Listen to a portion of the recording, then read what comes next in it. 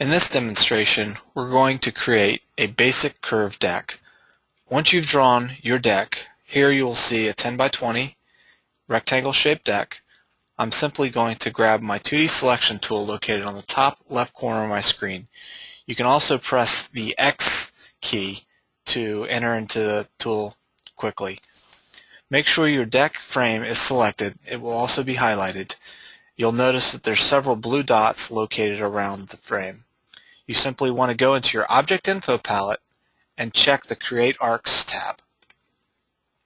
Once that box is checked, you can hover over any of these blue points and you'll notice that you'll get a diagonal double-headed arrow. Simply left-click one time, move your mouse up or down or left and right depending on what side of the deck frame you're working on. You can also type in a dimension. So if I type in 2 feet, press enter, and simply left-click one additional time, you'll notice that it actually modifies my deck frame. I can also hover over these points and curve the deck inwards. You can do multiple points by simply selecting additional sides of the deck and curving the deck frame. We'll go back to the single curve in the front that we did at 2 feet.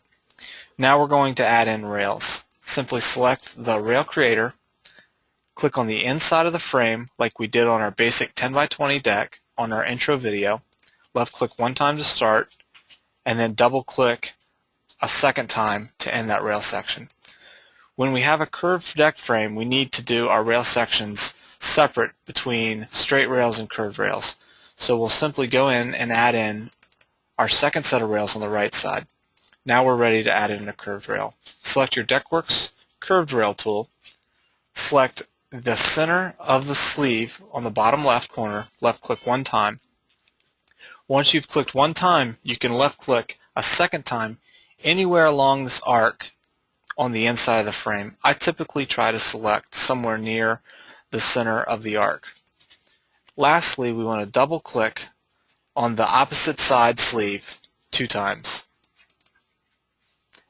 Once this dialog box comes up, simply press OK. These are your preset standards. Now if we rotate this up into 3-dimensional, center it on our screen, and render it in OpenGL, you'll see that the rail and frame are curved. They're not notched. This is an actual radius.